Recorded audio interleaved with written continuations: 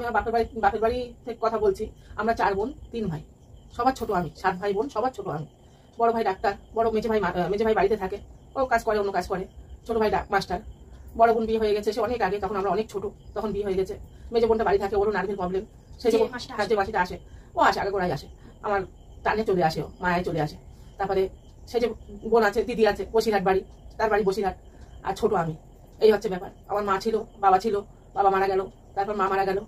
তারপরে বিয়ের পরে বাবা মারা গেছে, বিয়ের অনেক বছর পরে বাবা মারা গেছে। তখন আমার এবারে এই হলো হওয়ার পরে, তারপরে এবারে আমার 1997 সালে আমার বিয়ে হয়। বিয়ে হওয়ার পরে তখন তো ছোট, 16 বছর বয়স। আর এখনকার ছেলে বিয়ে যেমন, বাচ্চারা যেমন সবকিছু মানে অ্যাডভান্স, সবকিছু বোঝে, সবকিছু মানে নিজে থেকেই করে। আর তখন তো ওই সময়টাই তো আমাদের ছিল না এরকমই। বাবা মা যা দেখে দিয়েছে তাই আমরা বিয়ে করেছি। কোনো মুখের উপর কথা বলতে পারিনি যে আমার পছন্দ না বা কিছু বলতে পারিনি। কিন্তু আমার বাবা রাজি ছিল না বিয়েতে। আমার মা, বোনেরা, ভাইরা মিলে আমাকে বিয়ে দিয়েছে। কিন্তু কপাল আমার এখানে আছে, আমার হবে ভাগ্য, বিয়ে হচ্ছে, বিয়ে তার লেখা, জন্ম মৃত্যু কপালে লেখা।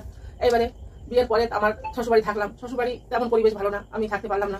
পরিবেশের সঙ্গে কোনো রকম ভাবে অ্যাডজাস্ট করতে পারলাম না এদের সঙ্গে, কারণ এদের পরিবেশে কোনো শিক্ষা, কোনো কিছু নেই, একদম অ্যাডজাস্ট করতে পারলাম না। আমার বাবা হাই স্কুল টিচার ছিল, ভাইরা তো ওই অবস্থা শুনলে কে কি কেমন, মানে একদম অ্যাডজাস্ট করতে পারলাম না যে আমার কপালে কি হলো। এই বলে আমার সংসার হয় কি না হয় করে 5 বছর কেটে গেল।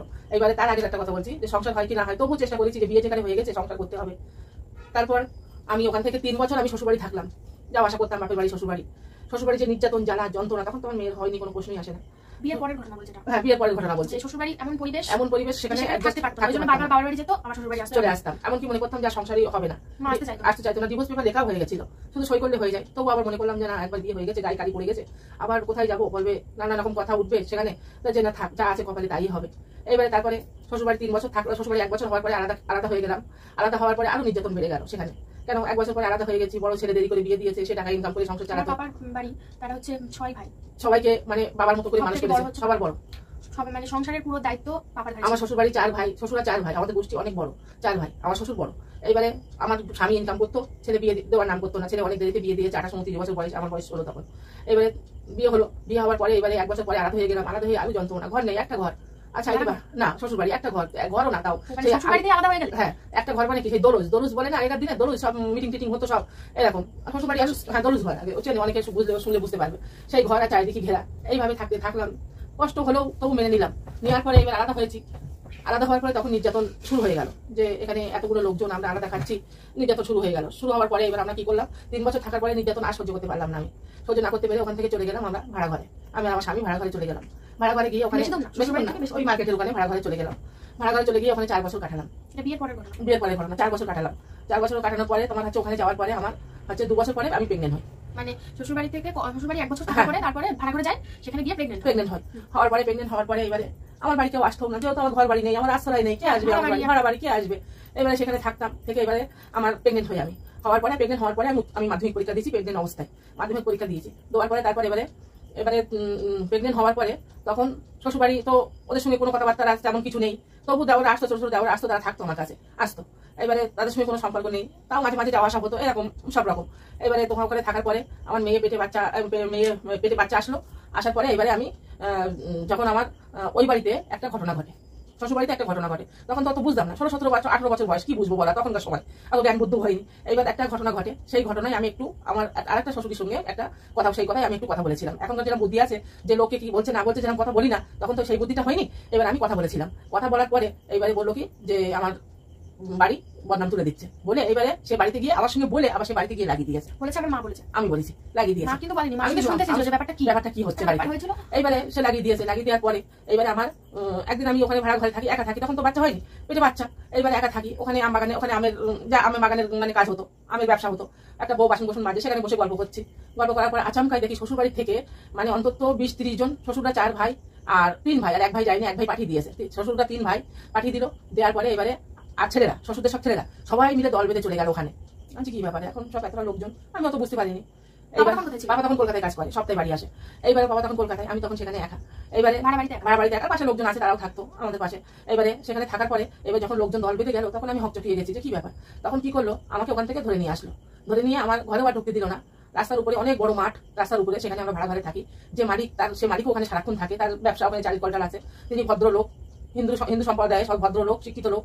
তারা সামনে আমাকে 10 হাত শাড়ি খুলে নিয়ে আমি মানে এত বড় লম্বা চওড়া ফিগার মানুষ, আমার 10 হাত একদম আচামকাই 10 হাত শাড়ি খুলে নিয়ে আমাকে, আমি তখন দুটো হাত বেঁধে এইভাবে বুকে দাঁড়িয়ে রয়েছি, ছায়া আর ব্লাউজ পরা পরে পুরো নাকের টাকে ফেলে দিয়ে এত মার আমাকে মেরেছে, এত মার আমাকে মেরেছে, সে মারির কোনো সীমা নেই, এত মার মেরেছে। পাশে একজন ছিল, সে শাড়িটা গায়ে ছুড়ে ফেলে দিল, দেওয়ার পরে এত মার মেরেছে, মারার পরে আমার শ্বশুর এরকম চুরির মুঠো এরকম করে ধরে রেখে দিয়েছে, দিয়ে বলছে মার মেরে বাচ্চা গাল দিয়ে বার কর বাচ্চা বলে এত মার মেরেছে দেওয়ার। যেটা 5 মাসে প্রেগনেন্ট হওয়া মানে যে একটা বাচ্চা পুরো তৈরি হয়ে যায়। এবার আমার শ্বশুর চুরির মুঠি ধরে রেখেছে, আর আমার দেওয়ারেরা মানে আমাকে আমার 6টা দেওর, তার ভিতরে সব দেওয়ার যায়নি কিছু। এবারে তোমার হচ্ছে ওই 10, তার ভিতরে কটা দেওর আমাকে কিল ঘুষি লাথি যেখানে পারে সেখানে মেরেছে আমার পেটে, বলে আর আমার শ্বশুর বলে বাচ্চা গাল দিয়ে বার কর, বাচ্চা গাল দিয়ে বার কর, বাচ্চা গাল দিয়ে বার কর। আমার শ্বশুর, নিজের শ্বশুর, ঠিক আছে বেশ ভালো। এবার মেয়েটারে কি করলো, আমাকে শাড়িটাও আর পরতে দিচ্ছে না। আমার এসব দুঃখের কাহিনী আজও আমার স্মৃতি মনে ওঠেছে, কি করেছে আমার জীবনে। আমার হ্যাঁ ওখানে মাঠ ভর্তি লোক, কারো যেতে দিইনি ওরা, কারো যেতে দিইনি, থাকাতে দিইনি ওরা, বলে না আমাদের ঘরের ব্যাপার, এখানে আসবে না। যে গার্জেন, যে ঘরের মালিক ছিল ভদ্রলোক, তিনিও গেছে, তিনি তারাকেও তাড়িয়ে দিয়েছে, তাই কেমন অসভ্য পরিবার। এইবারে ওখানে মারার পরে এবারে আমাকে ওখান থেকে আবার আমার এই বাড়িতে এনেছে, এই হাই স্কুল মোড় থেকে, আমাদের ওই মোড়ের মাথা থেকে আমাদের এনেছে। আনতে আনতে রাস্তায় আমার শ্বশুর সাইকেল গাড়ি তুলে দিয়েছে, আমার শ্বশুর দিয়ে এবারে ওই বাড়িতে নিয়ে গেল।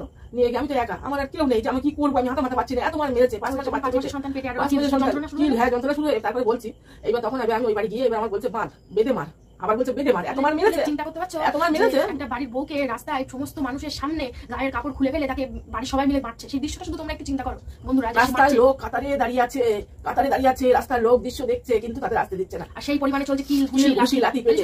সেই চিন্তা, সেই মুহূর্তটা চিন্তা করো, সেই মুহূর্তটা কি হয়েছিল। আমার তো শুনলেই মানে হাত পা কাটা দিয়ে আমার পেটে একটা 7 মাসের বাচ্চা আর আমাকে মারছে, আমাকে ঠেলে নিয়ে আসছে। কথা যখন মনে হয় তখন আমার আর কিছু ভালো লাগে না, কান্না পায় তখন কিছু ভালো লাগে না, যে জীবনে আমি এত কষ্ট পেয়েছি, যে অল্প বয়সে বিয়ে হয়ে এত কষ্ট, বয়স কম ছিল, এত কষ্ট আমার, আমি কি পাপ করে এসেছিলাম যে আমার কপালে এত কষ্ট, এত সহ্য করতে হচ্ছে আমার। এবারে শোনো, এবারে ওই বাড়ি নিয়ে গিয়ে বললো বাঁধ বেঁধে মার, টেনে নিয়ে গেছে, আমার এই রাস্তায় মারতে নিয়ে গেছে, নিয়ে বললো বাঁধ বেঁধে মার। তখন একজনও বললো যে না ছেড়ে দে, এবার আমাকে ছেড়ে দিল। তখন আমি বলছি আমি থানায় যাবো, আমি থানায় যাবো। যেই না বলেছি আমি হেঁটে হেঁটে রাস্তায় উঠেছি, আমার শ্বশুর কি করেছে, নিজের শ্বশুর তো উঠে এসে, আমি লম্বা চওড়া মানুষ, আমার গলা টুটি ধরে এইরকম করে উঁচু করে ধরেছে, থানায় যাবো বলেছি বলে। এবার আমি ওখান থেকে আমার ভাড়া ঘরে চলে আসি, একা হাঁটতে চলে আসি। আসার পরে পেটে যন্ত্রণা শুরু হয়। তখন এবার আমাদের গ্রামের কিছু লোক, পাড়ার লোক, 2-1টা লোক বললো কি যে ও তো পেটে বাচ্চা, ওকে হসপিটালে নিয়ে যাও। তারপর আমাকে ভ্যানে করে ধানগুড়ি হসপিটালে নিয়ে যায়। নিয়ে যাওয়ার পরে ডাক্তার দেখলো, দেখে বললো, হাই স্কুল লোকেরা সব জানে, সবাই জানে, হাই স্কুল মানে সমস্ত লোকেরা, পাড়া গ্রামের লোক অনেক লোক জানে, সব লোক জানে, যারা পুরনো লোক সবাই জানে ঘটনা। এই রাত্রিকালে বলছি, একদম পুরো সত্যি ঘটনা আমার সঙ্গে ঘটেছে, একদম পুলিশ ফাইলসের কোনো বাদ নেই আর। এবারে আমাকে ডাক্তার কাছে দুপুরবেলা আমার ভ্যানে করে পাঠিয়ে দিল, এখান থেকে একজন দিয়ে, আমাদের গ্রামেরই ছেলে, যে ছেলেটা ওখানে ছিল, দৃশ্যটা সে সবকিছু জানে, ওই সালাম। এবারে ও হসপিটালে নিয়ে গেল, নিয়ে যাওয়ার পরে ডাক্তার দেখে বললো যে ইঞ্জেকশন করলো, ওষুধ দিল, দিয়ে বললো বাড়ি যাও। এবারে যন্ত্রণা কমার পরে এবারে আমি আর বাড়ি যাইনি, মানে বাপের বাড়ি যাইনি, আমি ওখান থেকে আমি আবার শ্বশুর বাড়ি চলে আসি, আমার ভাড়া ঘরে চলে আসি। আর ভাড়া ঘরে আর ঢুকিনি, পাশে একজন ছিল আমাদের না, বাবা বাড়ি আসেনি। এবারে পাশে বাবা খবরটা পাবে, কলকাতাতে আসবে, তারপর খবরটা চলে গেল, খবরটা দেওয়া হলো। তখন আমি ডাক্তার কাছে বাড়ি এসে এবারে ভাড়া ঘরে আর যাইনি, পাশে একটু দূরে আমাদের মুসলিম সদাতে, তারা খুব ভালো মানুষ, তারা আমাকে আশ্রয় দেয়। তাদের নিজের ঘর, ওই কাজের ধান চাল ব্যবসা করে, ওদের ঘরে এসে উঠি, কান্নাকাটি করছি। এবার করে ওরা আমাকে রাত্রি খেতে দিল, দিয়ে ঘরে খাটের উপর শুতে দিল। দেওয়ার পরে আমার স্বামী বাড়ি আসে, রাত্রি কলকাতা থেকে বাড়ি আসে। আসার পরে এবারে সেই রাত্রি আমরা দুজনে মিলে থানায় গেছি। তখন বৈশাখ মাস, ভোট, জ্যৈষ্ঠ মাস, ভোট। তখন একটা পুলিশ অফিসার গাড়ি কিচ্ছু নেই, আমরা থানায় গেছি। থানায় থেকে ফিরে এসেছি, এসে আমরা মানে ভাড়া ঘরে গিয়ে ওই বাড়ি থেকে আমরা ওই ঘরে গিয়ে উঠলাম। উঠে আমরা স্বামী স্ত্রী থাকলাম। থাকার পরে এবারে আমার বাপের বাড়ি খবর দিয়েছি। বাপের বাড়ি থেকে আমার মা এসছে, ভাইরা এসছে। আসার পরে তাদের যা গাল কিস্তি করেছে, গালাগালি, মানে সে বয়স্ক মানুষ, মানে পাশে দেওয়ার আছে, কেন আমরা বেশি না, এই পাশে লোক, পাশে যে দেওয়ার আছে শ্বশুরবাড়ির লোকজন, মা আর ভাইদের যে গালাগালি করেছে, আমার মা যে বয়স্ক লোক, আমার মাকে যে ভাষা দিয়েছে সে শোনার মতো না, আজও পর্যন্ত বলতে পারবো না। তারপরে এবার ভাষা দেওয়ার পরে এবার আমরা রাত্রি বাড়ি থাকলাম। ও মা, দিনটা চলে গেল কোনো রকম ভাবে, দুঃখে সুখে। এবারে তারপরে বিকেলবেলা দেখি আবার তারপরে দিন বিকেলবেলা দেখি আবার দল বেঁধে মারতে গেছে। কেন? অন্যায়, আমরা থানায় গেছি বলে। এইবারে সেই রাত্রি থানায় গেছি, কিন্তু একটা পুলিশ অফিসার কেউ ছিল না। যদি থাকতো তার করে ভিটে মাটি জাটি হয়ে যেত। এবারে 10টার সময় বাড়ি আসার পরে তারপরের দিন বিকেলবেলা আবার মারতে গেছে। এলে আমি ঘরে দরজা দিয়েছি, আমার পাইনি মারার জন্য, আর ছেলে ছিল বাইরে, ওদের ছেলে ছিল বাইরে। আচ্ছা, আমি